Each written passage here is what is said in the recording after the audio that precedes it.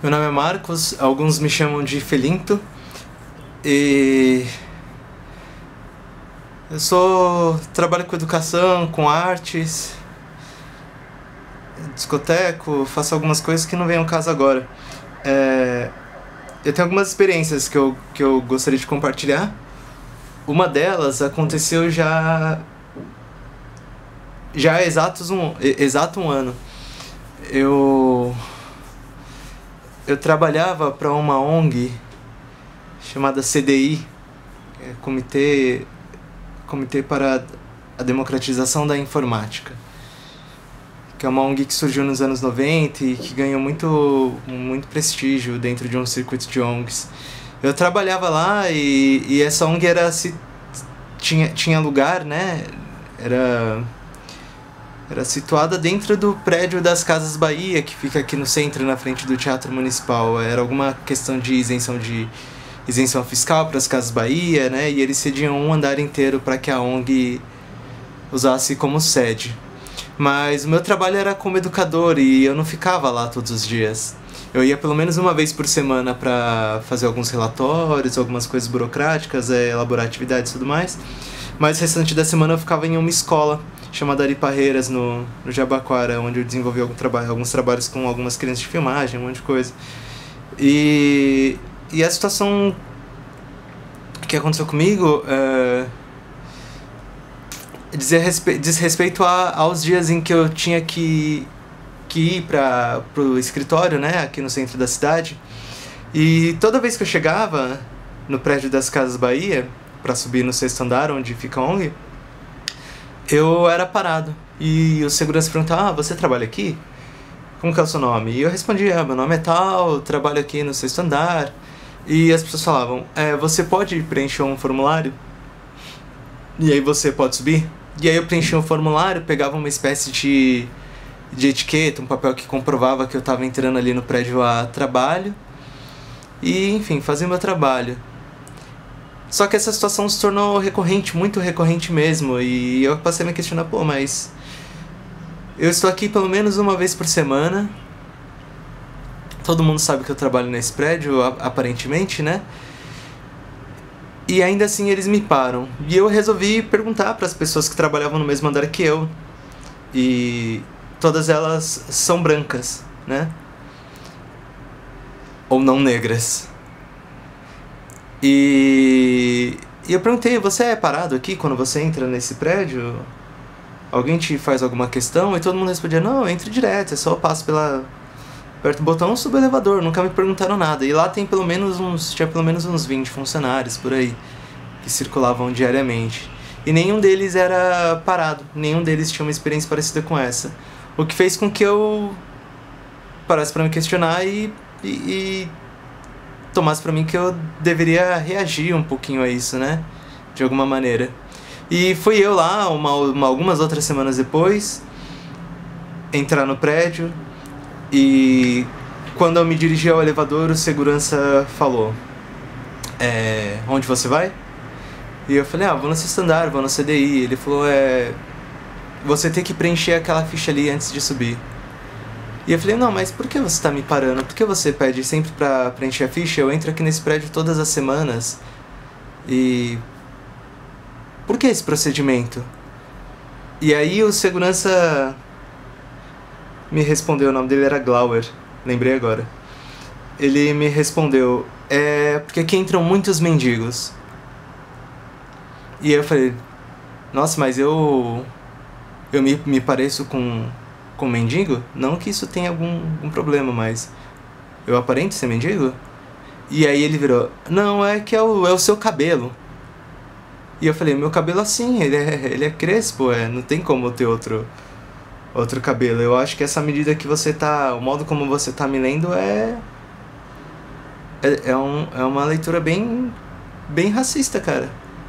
Ele falou: não, racista eu? Não sou racista não, minha esposa é negra, eu nunca seria racista. Eu falei: não, mas o modo como você tá me abordando é um procedimento muito racista. E aí toda a conversa mudou de tom. Ele foi ficando um pouco tenso, tentando justificar, não ser racista. E E aí ele falou, mas você tá sem identificação. Não pode entrar nesse prédio sem identificação. E nesse exato momento parou uma outra funcionária que trabalhava comigo no mesmo andar. E eu falei, mas olha só, essa moça aqui do meu lado, ela tá pra entrar aqui nesse mesmo andar, no mesmo elevador. Você tá aqui comigo e você não parou, não questionou ela também tá sem identificação. E aí ele virou, mas é que você tá de bermuda. E eu falei, você olhou a saia dela? É menor que a minha bermuda.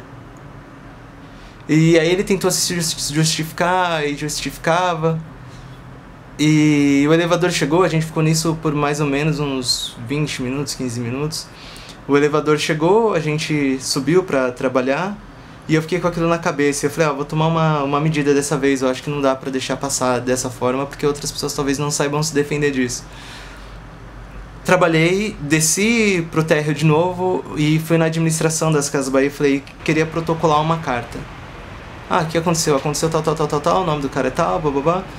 E o cara falou, escreve aqui. E eu escrevi uma carta a punho. E ele falou, agora a gente vai encaminhar. Eu falei, não quero só que você encaminhe, eu quero que você carimbe. Eu quero que você ateste que essa carta foi visualizada, que você sabe do problema e que você, como representante da instituição, vai passar isso pra adiante. E aí eu fui, protocolei a carta e tudo mais. E nesse meio tempo o funcionário passou por mim, ele estava muito nervoso. Porque ele viu eu voltando e eu falei que ia fazer uma queixa em relação a isso. E fui embora com a carta. Com a situação na cabeça, eu acabei postando no Facebook e reescrevi a carta, né? No Facebook, transcrevi. E postei no meu mural. E aí meus amigos começaram a ver, muitas pessoas começaram a pontuar outras coisas e compartilhar, e aí rolou um grande compartilhamento dessa mensagem que eu postei, a ponto de muitos deles passarem a postar a minha carta no mural do Facebook das Casas Bahia. E todos foram postando, e em pouco tempo aquele mural estava dominado por mensagens que falavam sobre o teor racista, da abordagem que eu recebi e de algumas outras situações que já aconteceram lá, né? Contraditoriamente aconteceram lá. E aí aconteceu uma coisa muito engraçada, que eles não conseguiam postar nada num contexto natalino, né? No momento natalino eles não poderiam postar nenhum produto, porque milhares de consumidores veriam uma geladeira nova e junto com a geladeira um monte de mensagens que envolviam as Casas Bahia em uma prática racista. E eles ficaram com a página bloqueada por alguns dias. E aí eu também fiz o procedimento de solicitar da ONG, do CDI, onde eu trabalhava, que eles assumissem uma postura em relação a isso. Afinal de contas, eu preferia muito mais ir só para a escola e trabalhar só lá, mas uma vez por semana eu tinha que ir lá para fazer relatório, para fazer algumas coisas burocráticas, e eu tava ali só por conta deles. Então eu achei que era coerente solicitar deles um posicionamento. E aí o que eles fizeram foi escrever para as Casas Bahia. Nesse meio tempo apareceu uma advogada que eu não conhecia.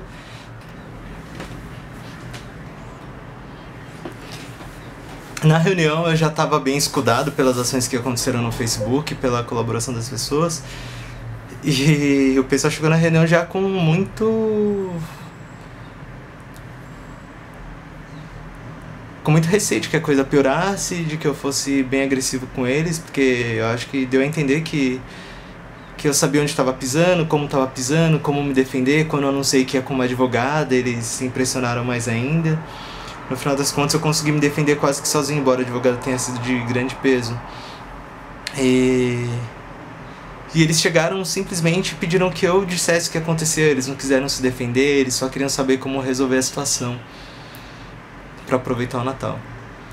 E eu falei do caso, e o caso eles já sabiam. Algumas pessoas dos funcionários das Casas Bahia que foram burocraticamente marcar presença nessa situação delicada na qual eles se envolveram, que eles criaram. E outros eu percebia que foram comovidos pela situação, porque de certa forma tinham um engajamento, por mais que não tão explícito, não dá pra saber da vida delas, mas deu pra perceber os que estavam um tanto engajados e os que foram burocraticamente fazer um carão lá, né? Mas enfim, eu me queixei do padrão de treinamento dos seguranças, e era isso que eu queria colocar pra eles entenderem. O padrão pelo qual os seguranças eram formados para segurar aquele espaço era pautado em premissas bem racistas, e era isso que eu queria que eles entendessem. E aí todos começaram a se desculpar, um era descendente de nordestino, um não sei o que, blá blá blá blá blá. Mas o que eu coloquei em pauta foi isso. O padrão racista presente na formação dos trabalhadores da segurança naquela instituição. E aí eles me falaram, mas a gente demitiu o cara. Eu falei, porra, mas não era isso não era isso que eu queria. Vocês estão procedendo mais uma vez de modo incorreto. Vocês estão demitindo um cara e como se o problema estivesse só nele, né? Essa não é a postura ideal para lidar com esse tipo de situação. É investir na formação dos caras mesmo. É vocês entenderem e criarem diálogos que sejam de fato acolhedores, de fato inclusivos, que de fato lidem com a diversidade, ainda mais no lugar onde vocês estão, que é aqui no centro, que respeitem inclusive os mendigos, né? Que estão numa situação tão ruim. E o que eu coloquei pra eles foi isso. E eles falaram, o que você quer então disso? Aliás, eu me predispus eu me voluntariei a dar uma formação. Eu falei, é o padrão de segurança, eu sou educador, eu trabalho num lugar onde racismo é uma questão muito debatida, e eu me voluntario pra ajudar vocês na reversão desse padrão de formação que essas pessoas têm. Enfim, aí me voluntariei. E ficou meio que no ar, se eles iam chamar ou não. Alguns demonstraram muita empolgação, outros continuaram com a mesma cara, mas todos tinham que fingir muita alegria com essa minha colocação. E eles falaram, e como a gente pode resolver isso? E é aquele meio institucional, né? Eu acho que na hora eu queria poder implodir aquele prédio. Eu queria pedir, eu quero implodir esse prédio, mas isso não era possível. E o que eu pedi foi uma carta de retratação que fosse direcionado a mim pessoalmente, né, uma nominal, e uma carta de retratação de cunho coletivo, já que muitas pessoas ficaram ofendidas, e já que quando um caso de racismo ocorre, afeta não só aquele que sofreu diretamente ele, mas todas as pessoas que pertencem ao mesmo grupo dessa pessoa que sofreu injúria. Então eu solicitei essas duas cartas de retratação e solicitei uma indenização também, né? Afinal de contas, eu acho que as instituições, sendo como são e ferrando a gente tanto quanto ferram muitas vezes, devem ser responsabilizadas e lesadas da forma que mais dói nelas, né? E aí eu pedi essa indenização. Agora eu tô rico de saúde por ter resolvido esse caso dessa maneira, e eles me mandaram uma carta de retratação, fizeram a indenização. A carta de retratação chegou com um teor muito complicado, tratando o caso de modo muito genérico, falando que eu não estava identificado e de certa forma tentando velar que era uma situação de injúria racial. E eu retornei essa carta para eles e pontuei que não aceitaria essa carta, não aceitaria o acordo, enquanto a carta não